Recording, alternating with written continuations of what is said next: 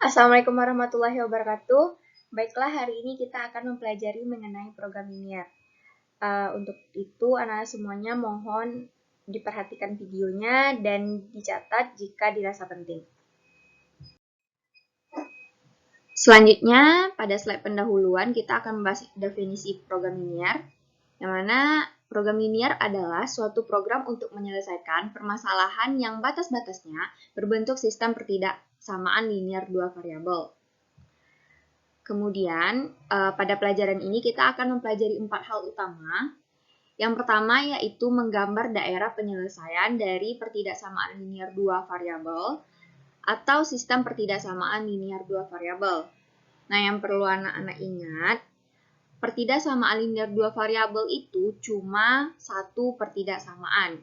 Mereka cuma punya satu bentuk pertidaksamaan. Sedangkan untuk sistem pertidaksamaan linear dua variabel itu lebih dari satu pertidaksamaan. Nah, jadi misalnya nih, kalau diberikan soal, misalnya ada soal nomor 1, ada 2x ditambah y sama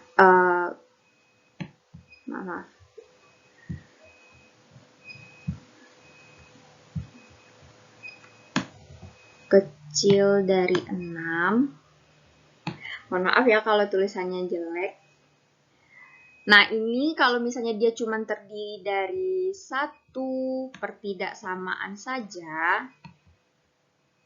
maka dia termasuk kepada pertidaksamaan linear dua variabel. Tapi kalau misalnya dia tuh ada dua, misalnya satu lagi x tambah y, misalnya gitu kan. Nah, ada x tambah y.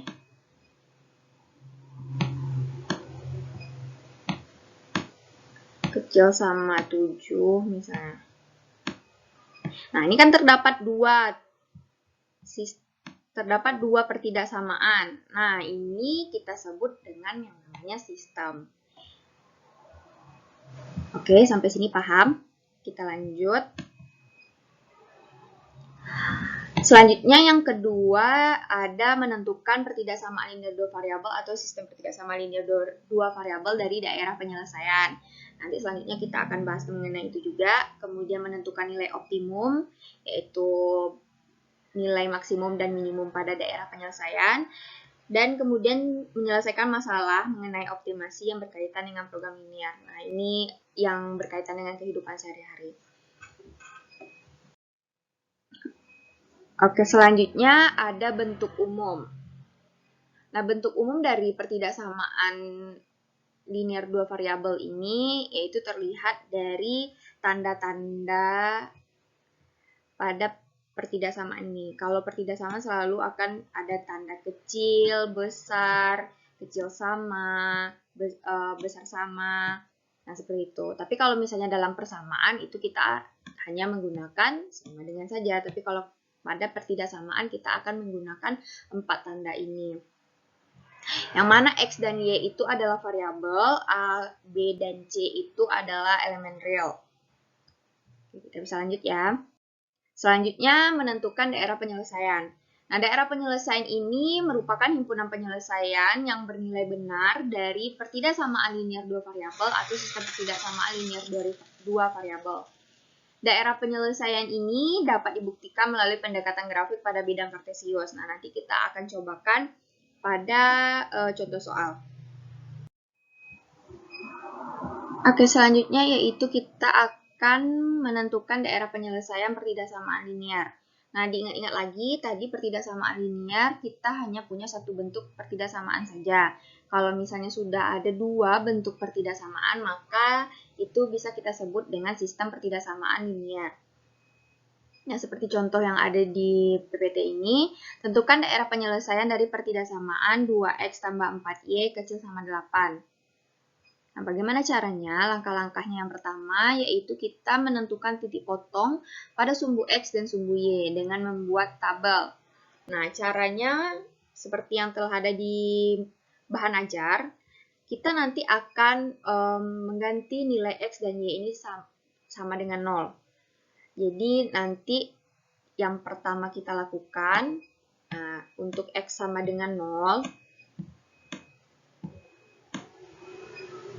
kita substitusikan dia pada pertidaksamaan ini.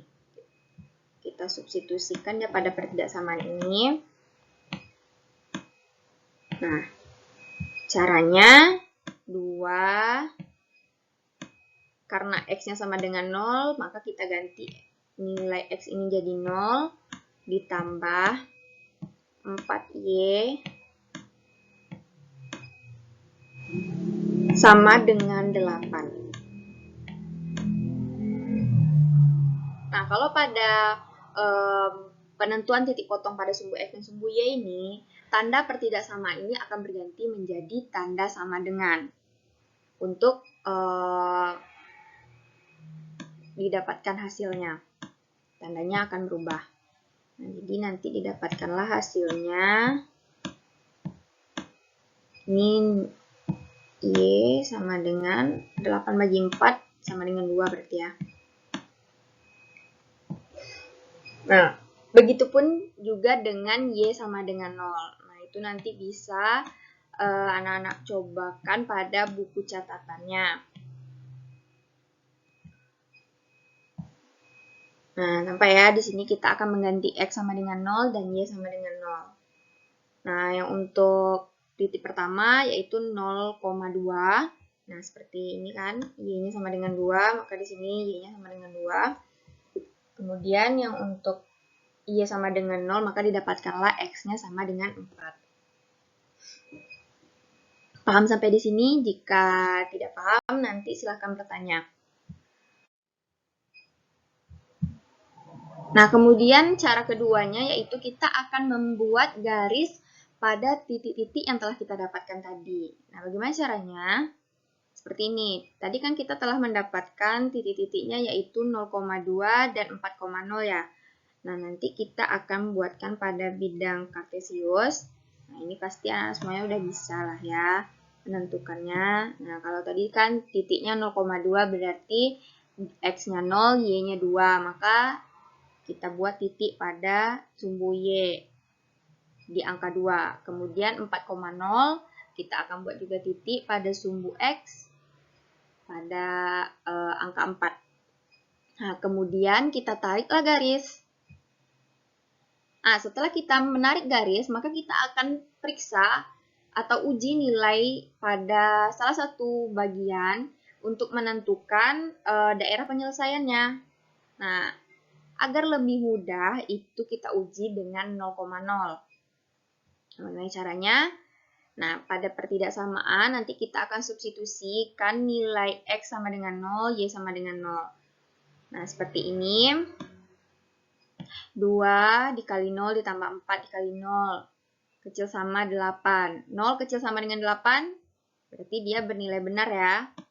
Nah, kalau dia bernilai benar, maka arsilah daerah lawannya. Nah, di sini kita akan membuat ketentuan di mana kalau misalnya dalam pertidaksamaan kita akan mengarsir daerah yang kalau misalnya dia daerahnya itu benar, maka arsilah daerah lawannya. Lawannya maksudnya di mana? Kan kalau di sini 0 nih, di sini 0. Nah, tadi kan nilainya kalau diuji dengan 0,0 bernilai benar. Otomatis kalau misalnya 0-nya letaknya di bawah, di sini, di bawah, ini kan bagian bawah. Nah, yang ini bagian atas. Ini bagian atas. Nah, maka yang kita arsir adalah yang bagian atasnya. Nah, ini kita arsir. Nah, itu adalah kesepakatan ya, agar nanti pada sistem pertidaksamaan, anak-anak tidak keliru dalam menentukan daerah penyelesaiannya. Maka dari itu kita akan buat kesepakatan di awal ini. Sampai di sini paham? Jika tidak paham nanti silakan bertanya pada WhatsApp grupnya ya. Bisa dilanjutkan. Kita lanjut. Nah, ini adalah daerah arsiran ya. Daerah arsiran ini adalah daerah yang bukan penyelesaian. Kita arsir. Nah, nanti mendapatkanlah daerah penyelesaiannya di sini. Karena tadi pas diuji dengan 0 itu bernilai benar. Seperti itu. Untuk selanjutnya yaitu ada cara untuk menentukan daerah penyelesaian untuk sistem pertidaksamaan linier. Nah, kalau tadi sebelumnya kita membahas mengenai pertidaksamaan linier saja, maka yang sekarang kita akan bahas yaitu sistem pertidaksamaan linier. Pada sistem ini berarti kita akan menggunakan dua bentuk pertidaksamaan. Caranya pun hampir sama dengan pertidaksamaan linier, namun di sini kita akan menyelesaikannya pada dua pertidaksamaan. Jadi kita akan kerja dua kali.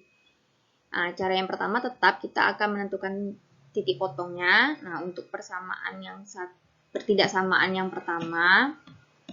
Nah, yang pertama ini bikin yang pertama.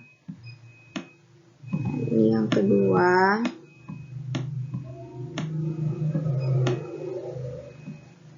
Nah, kalau yang untuk yang pertama, kalau X-nya sama dengan 0, berarti Y-nya 5. Untuk X sama dengan 0, berarti Y-nya 5. Nah, kalau untuk Y-nya sama dengan 0, X-nya pun bernilai 5. Nah, kalau untuk yang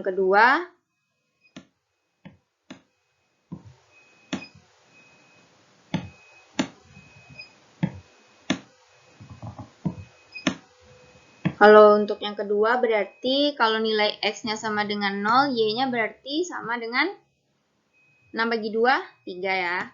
3.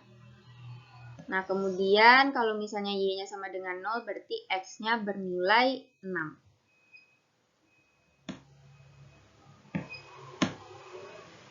Nah, sehingga kita akan dapatkan titik-titiknya yaitu ada 0,5, 5,0, 0,3, dan 6,0. Nah, selanjutnya itu hampir sama dengan cara yang pertidaksamaan, kita akan menghubungkan titik-titik tadi pada bidang kartesius. Kita akan tarik garisnya. Nah, di sini mungkin angkanya kurang terlihat ya, maka akan Ibu tulis.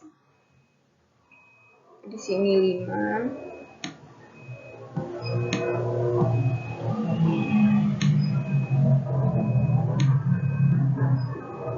Di sini 3.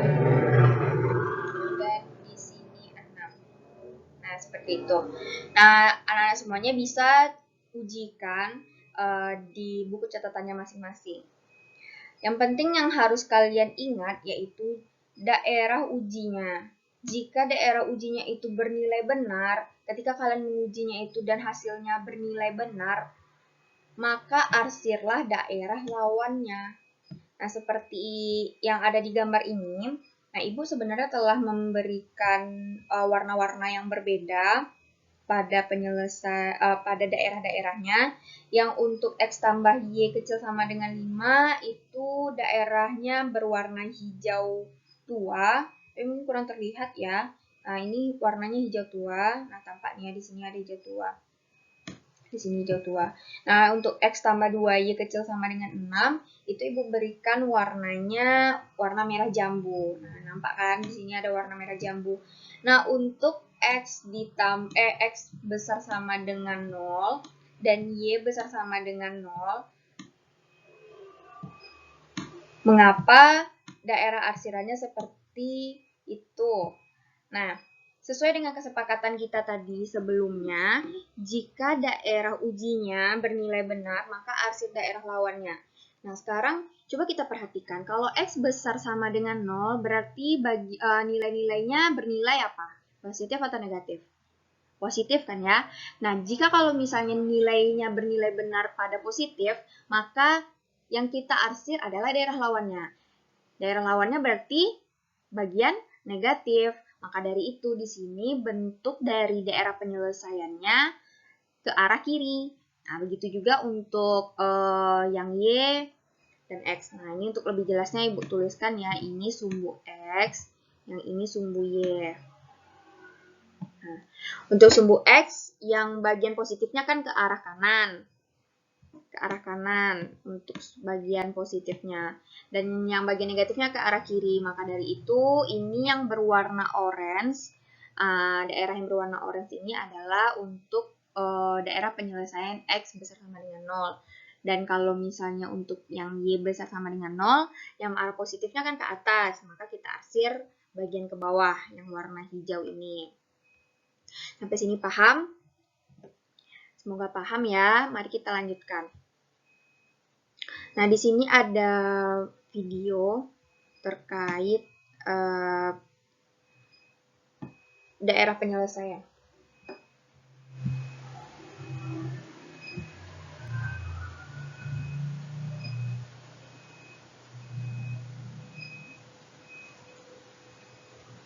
Nah, tampak ya di situ ada yang warnanya hijau, terus kemudian ada warnanya merah jambu, dan untuk X besar sama dengan 0 warnanya orange, dan Y besar sama dengan 0 warnanya hijau. Apa jelas kan? Maka yang putih inilah daerah penyelesaiannya. Selanjutnya kita akan membahas mengenai perubahan linier dalam masalah kontekstual. Nah, di sini kita akan menentukan model matematikanya. Mari kita baca contoh soal. Sebuah pesawat terbang mempunyai kapasitas 48 buah tempat duduk yang terbagi dalam dua kelas, yaitu kelas A dan kelas B.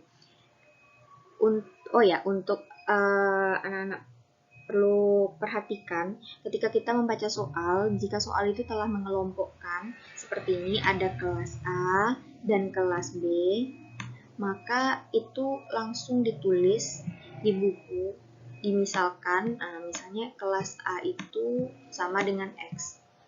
Langsung kita misalkan X sama dengan kelas A, singkat aja KA ya. Nah, kemudian untuk kelas B-nya juga kita misalkan dengan Y. Nah, kenapa langsung kita misalkan? Agar nanti kita tuh tidak kebingungan dalam menentukan model matematika selanjutnya. Nah, seperti itu.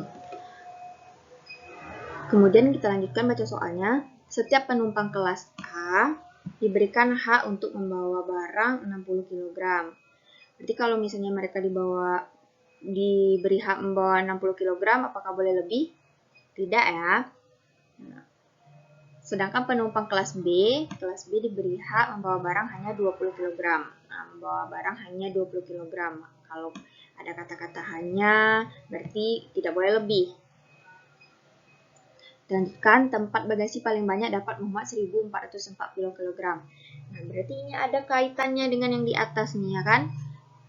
Nah, diberi hak membawa barang 60 kg, barang 20 kg, dan ini paling banyak dapat memuat 1440 kg. Bagasi tempat taruh barang kan? Nah, berarti yang di atas ini ada kaitannya dengan yang di bawah.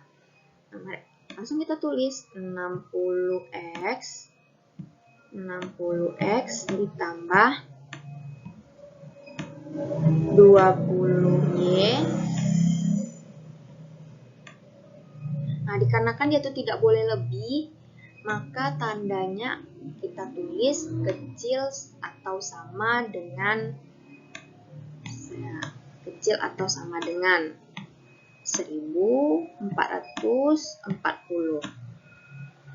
Karena dia tidak boleh lebih. Kalau misalnya lebih, berarti nanti bagasinya tidak muat menampung barang-barangnya seperti itu. Nah, kemudian kita lanjutkan lagi. Bila banyaknya penumpang kelas A sebanyak X orang, sedangkan kelas B sebanyak Y orang. Nah, di bawah rupanya sudah dikasih tahu juga ya, bila banyaknya penumpang kelas A sebanyak X orang. Nah, jadi kalau misalnya nanti itu dalam soal tidak diberikan permisalan seperti ini, maka ketika membaca soal, anak-anak itu harus memisalkannya langsung. Jadi kalau misalnya soal itu telah mengelompokkannya, maka langsung saja ditulis permisalannya. Nah, tentukan model matematikanya katanya kan. Mari kita lihat slide selanjutnya. Nah, seperti yang Ibu tulis tadi ya, bagasi 60X tambah 20Y kecil atau sama dengan 1440. Nah, ini disederhanakan, dapatnya 3X tambah Y kecil sama 72. Nah, ini sama-sama dibagi 20 ya. Nah, untuk penumpang X tambah Y kecil sama 48. Nah, kenapa ini penumpang X tambah Y kecil sama 48? Ada yang tahu? Nah, jawabannya yaitu ada di bagian soal yang pertama, bagian awal, yaitu tadi ada kapasitas penumpangnya ada 48. Nah, jadi di sana dikatakan kapasitas penumpangnya 48 orang. Maka dari itu, tandanya pun di sini juga kecil atau sama.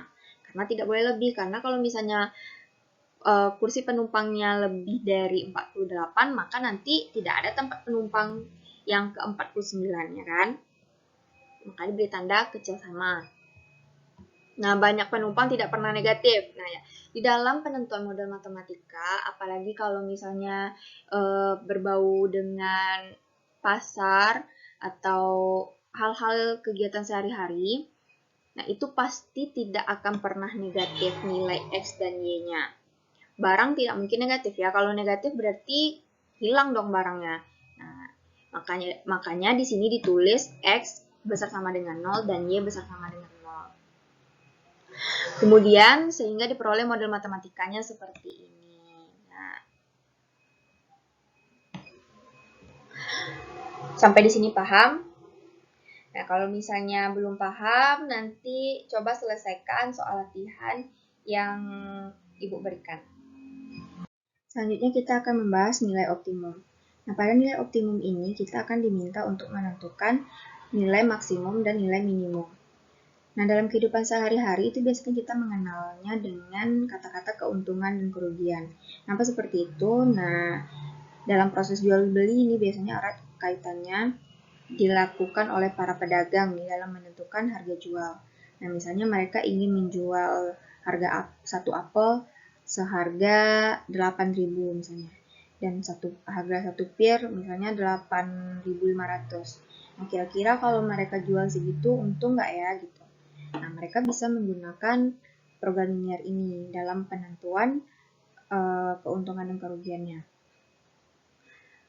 Nah, marilah kita baca contoh soalnya.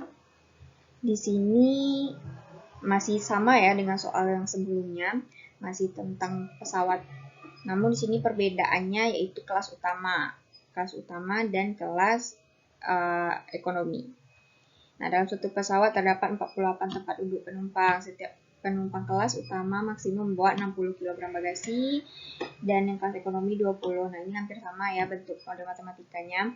Dan pesawat tersebut hanya mampu menampung total bagasi maksimum 1.440 kg. Nah, apa sih yang membedakannya? Nah, di sini yaitu ada harga tiket, yang mana nanti ini akan menjadi fungsi tujuan. Nah, seperti apakah bentuk model matematikanya? Mari kita lihat. Nah, sama seperti cara kita sebelumnya, yaitu kita harus memisalkan memisalkan kelas-kelasnya tadi. Ya, kelas utamanya itu sama dengan X, kelas ekonominya sama dengan Y, nah seperti itu. Nah, kemudian sesuai yang Ibu bilang sebelumnya, kalau ada kita menjumpai harga-harga di dalam soal itu, maka itu merupakan fungsi tujuan.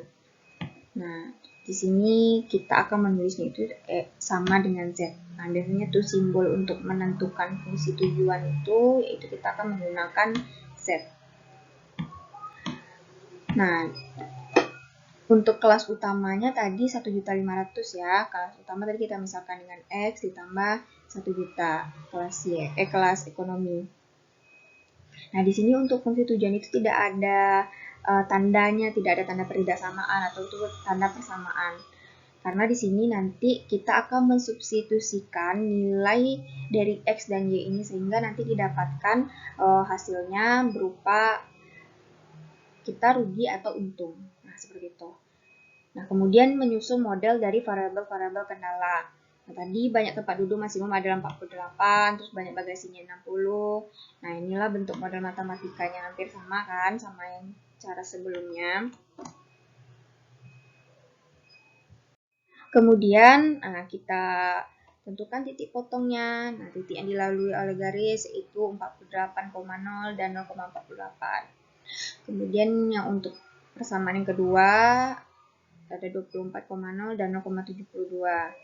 Selanjutnya setelah mendapatkan titik potong, maka kita dapat membuatkannya pada bidang kartesius.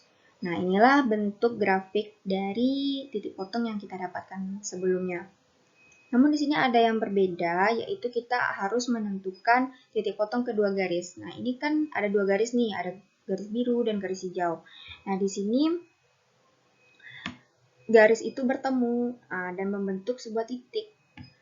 maka dari itu kita harus tentukan titik ini. Titik ini berada di mana gitu. Nah, cara untuk mendapatkan posisi titik itu bisa menggunakan cara substitusi atau eliminasi. Nah, bagi yang lupa bagaimana cara mensubstitusi dan mengeliminasi, coba dilihat materi sebelumnya. Selanjutnya, setelah kita menentukan garisnya, maka kita harus menentukan daerah penyelesaiannya juga. Nah, di sini mungkin agak sedikit berbeda ya dari kesepakatan kita di awal. Di sini daerah penyelesaiannya yaitu daerah yang kena arsiran 2 kali. Nah, untuk anak-anak lebih percaya, kira-kira benar nggak sih daerah penyelesaiannya di sini? Coba dibikin di buku catatannya yang arsirannya berada pada daerah lawannya, yaitu daerah yang bukan penyelesaian. Kira-kira benar nggak kalau misalnya daerah penyelesaiannya di sini? Nah, sebenarnya fungsi diberikan kesepakatan di awal untuk mengarsir bagian yang bukan daerah penyelesaian, yaitu pada penentuan daerah arsiran yang terkena 2 kali, 3 kali, atau sebagainya. Kalau misalnya kita menggunakan aplikasi, itu mungkin bisa kita bedakan warnanya. Nah, seperti ini bisa kita beri warna biru, bisa kita berikan warna merah. Nah, tapi kalau misalnya kita cuma menggunakan pena atau pensil, maka kita akan kesulitan pastinya menentukan daerah arsiran. Maka dari itu kita gunakanlah kesepakatan yang tadi untuk mengarsir daerah yang bukan penyelesaian, yang mana hasilnya yang salah gitu. Kalau misalnya setelah kita uji hasilnya benar, nah maka kita harus arsir daerah lawannya. Kalau misalnya benarnya di bawah, maka kita arsir yang di atas. Kalau misalnya yang benar di atas, maka kita arsir bagian yang di bawah. Seperti itu. Itu tolong diingat-ingat ya. Nah, setelah kita dapatkan daerah penyelesaian, maka nanti akan terbentuk itu sebuah daerah. Nah, mungkin berupa sebuah bangun ya. Bangun segi 4. Nah, nanti titik-titik optimumnya ini yaitu sudut-sudut yang terbentuk pada sebuah bangun ini. Nah, di sini ada sudut yang di sini itu titiknya 0,0, 24,0, 12,36 dan 0,46. 0,48. Nah, itulah titik-titik optimumnya. Nah, bagaimana cara kita mencari nilai optimumnya itu? Maka kita harus mengujikan titik-titik itu pada fungsi tujuan. Nah, di sini kita akan mensubstitusi nilai-nilai pada titik optimum ini ke fungsi tujuan. Nah, seperti ini. Bisa dilihat kalau misalnya dia 0,0, maka hasilnya 0, 24,0 hasilnya 36 juta, 12,36 hasilnya 54 juta, 0,48 hasilnya 48 juta. Nah, seperti itu. Nah, nanti kalau dalam penentuan nilai maksimum atau minimumnya, biasanya itu kita lihat yang mana nilainya yang paling besar atau yang paling kecil. Nah, berdasarkan soal kita tadi, kita menentukan maksimum penjualan tiket. Maka dari itu kita akan mencari nilai yang paling besar. Nah, dari keempat ini yang paling besar nilainya yang mana? Yang 54 kan? Nah, yang 54 titiknya berapa? 12,36. Nah, 12,36 inilah yang jadi patokan batas penumpang yang dapat membuat nilainya menjadi maksimum. Nah, di sini didapatkan penjualan tiket maksimum banyaknya penumpang jika kelas utama itu memiliki 12 penumpang dan penumpang kelas ekonomi ada 36 penumpang. Nah, sampai di sini dulu pembahasan mengenai program linear. Semoga paham, dan jika ada yang belum paham silakan bertanya.